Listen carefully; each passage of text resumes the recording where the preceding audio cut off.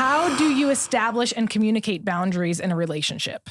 You communicate boundaries with respect in timely manners, meaning you pick the times to communicate those boundaries well.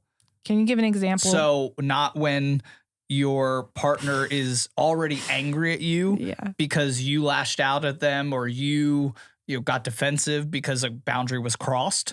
I think that's a really poor way to communicate your needs many times in relationships. Boundaries or anything else is after an incident has occurred in your relationship and then you decide to lecture or help your partner learn, that they don't want to learn right now. They're angry or they're hurt or they're, just in fight mode. That's not the place to communicate, even effectively, your boundaries. So timeliness, picking a time that's away from a fight, that's away from, when that person is tired or, stressed or things like that. Pick a good time to communicate your boundaries. That's timeliness.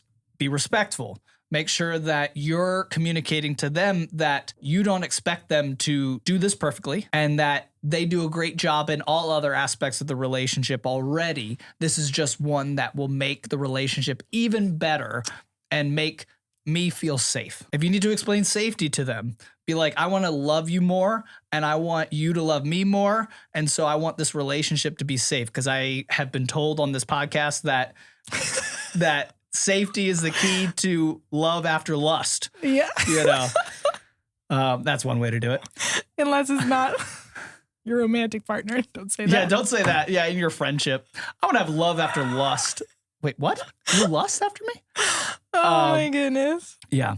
So respect, timeliness in the way you communicate. And then the best way would be for it to be written down. That's the most effective way for you to actually get down your thoughts on your personal boundaries and have something to hand to the other person. So even as you communicate to them and maybe elaborate on the things you've written, they have something that they can look over, memorize, and you can reference if they cross a boundary in the future. Like, hey, I did communicate this to you, and if they're like, I don't remember that, you can show them that you communicated it to them. So there's that aspect, the accountability aspect, but also you just want them to be on literally the same page as you, where there's no questions, or if they have questions, it's asked there. Also, I was just thinking about this too. You writing them down doesn't allow you to change them at your convenience. Oh, that's not fair. Yeah. Because changing your boundaries so that you're constantly laying traps. That's manipulation. For your partner to cross is going to lead to an unhealthy relationship. So don't make boundaries. Change them because your day has changed, because your attitude has changed, because it's that time of the month. Know what your boundaries are. And then if a new one pops up, investigate it. If it's not actually a boundary, it's just your mood that day, you can discount it and move on and not blame your partner. Yeah. Writing them down also allows you to hold to what you've said. Yeah.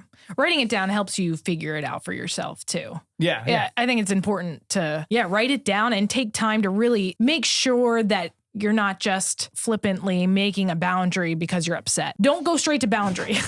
Right. Make sure you understand why you're upset, because a lot of times it's not a boundary in my experience. A lot of times it's just you're upset about something and you need to communicate with that person. Yeah. It's not a boundary. You're just upset because something they said made you upset or whatever. Or maybe you don't even need to bring it to them. Maybe you're just moody that day, like you had said. But yeah, so writing it down will help you figure out, is this actually a boundary or am I just upset? Journaling is always helpful. And taking that time to maybe give it a couple days to think through it. Yeah. When you're coming up with these things, one, you're going to have so much self-discovery through that process that you will discover boundaries you didn't know existed. And that's healthy.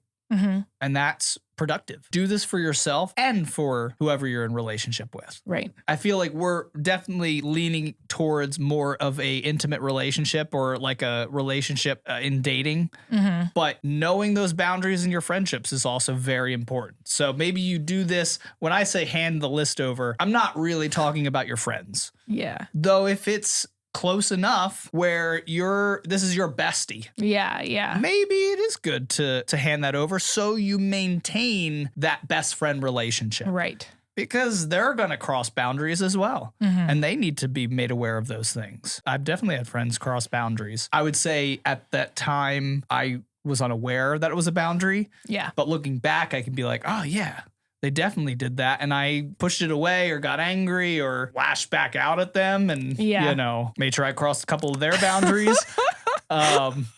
Yeah. So it could be healthy with friends too. But yeah, I would say more so that closeness needs to be there if you're going to present somebody with the document. Yeah, that's good advice. I'm just imagining people handing out papers to their coworkers. Here's my boundaries. Yeah, that gets weird. Oh, that would be awkward.